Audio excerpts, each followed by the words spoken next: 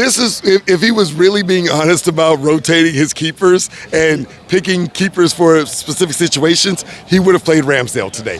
Transit TV, I have my man Kevin here back again at the Public House Heights. This is what I call the Emirates in Houston, where Arsenal fans come together all the time to watch all Arsenal games, come rain, come shine. Sometimes to step out here at 6 a.m. in the morning. Kevin is always loyal, putting the fans together. We take our memory pictures every day. We come out here. Good to see you, Kevin. It's a happy day for Arsenal for the first time since 2015. The last time Cazorla and Theo Walcott gave Arsenal 3 points against City. This is the first time Arsenal is going to achieve that. What was your overall thought? What's the emotion? What do you think about this game today? It was amazing. I mean, I don't have any other words for it. It was amazing. We have needed this win for so long. And with Saka not being even on the bench, I was a little concerned when the lineup was first announced, but I saw Martinelli. I was very happy that Martinelli was on the bench, and Martinelli turned out to be the hero today for us. So I am thrilled. I'm exhausted. I feel like I'll play the game too, but I'm there's just so much joy in my heart. Yeah, talk to me about the lineup. Of course, Arteta tried to play a mind game with City and the overall world of football, talking about Saka. I'm sure he knew that Saka was not going to play today, because if he's a muscular injury, there's no way he's going to recover in 4 days to play this game. And right. Today the lineup came out. Saka wasn't even in the bench, like you rightly said. So who were your biggest surprises in the lineup when the lineup came out? I was a little surprised to see Trossard start, but I was happy to see Trossard start because he doesn't really have a ton of pace. So I wasn't shocked to see Martinelli not start. Kyle Walker on that wing is super fast, so we all know that. I don't know how he still does it at his age, but he does. So I was happy to see Trossard, because Trossard is never going to run by anybody anyway. So Trossard wants to come inside. Walker doesn't really want to be in that interior space. So I was okay with the lineup. I was a little bit shocked to see Jorginho start. I was ask you that. Yeah, I was a little shocked to see Jorginho start, but the talk all week had been maybe with a double pivot with Rice and someone. Most people were saying Jorginho since he was most fit, but a lot of people were looking for Partey. I was happy Partey came on later.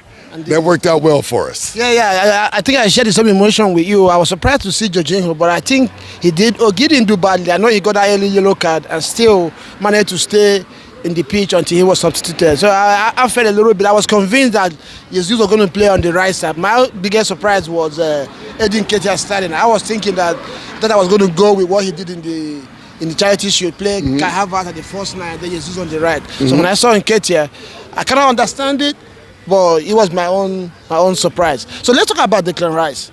I know Arteta spoke in the past, and he said that Declan Rice is going to bring the piece Arsenal needs to kick on to the next level and win games like this. And today, do you think that he managed to do that for Arsenal? I think he did his part.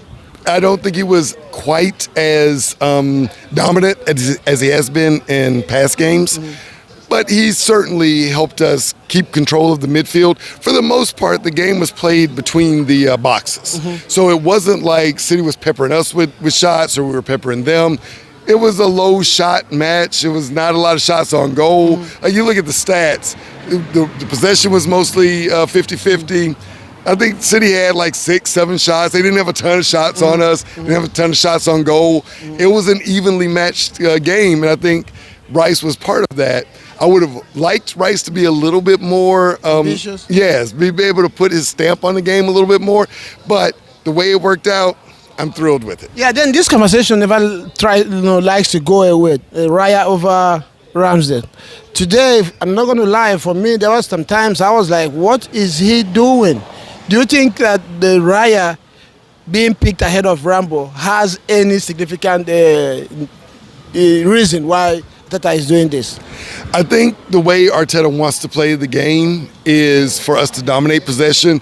This is, if he was really being honest about rotating his keepers and picking keepers for specific situations, he would have played Ramsdale today, because he knew we probably weren't going to dominate possession, and Ramsdale is the keeper that will make the big save in the big match. Exactly. And he's a little less likely to give the ball away in the middle of the pitch, although he does have his he makes his moments too. But Raya had a couple of moments today that were they were edgy.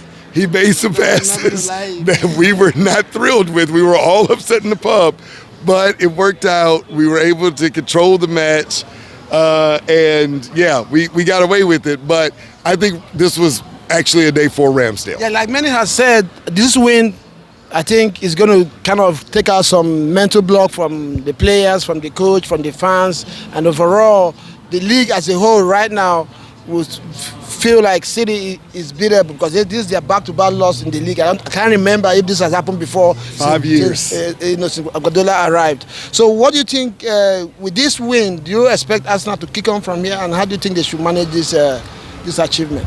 I certainly hope Arsenal will kick on from here. I expect them to kick on from here. I don't think this will be a false dawn where we look like we're there and we can't quite put it together. I think this team is complete. It's solid. We have enough on the bench because keep in mind, we don't have Saka today, but we brought on Martinelli, we bring on Tomiyasu, we bring on Partey, and we bring on Kaihavertz. That's a solid bench. I looked at that City bench and they didn't have, other than Doku was the only dude I was scared of on that bench. I was not scared of Grealish. I wasn't scared of anybody else on that bench. So I think at this point, we have the advantage. We should be able to kick on, and fingers crossed, this is our year. Something this year. Okay, good to see you, man. Good to see you on the show, Kevin. Thank you for always stopping by and giving us your thoughts on the game. Oh, and we'll move on to Chelsea game in 2 weeks' time. Yes. And hopefully we'll knock them off and stay on top of the league. Yes, yeah, absolutely. Thank you, man. Good to see you.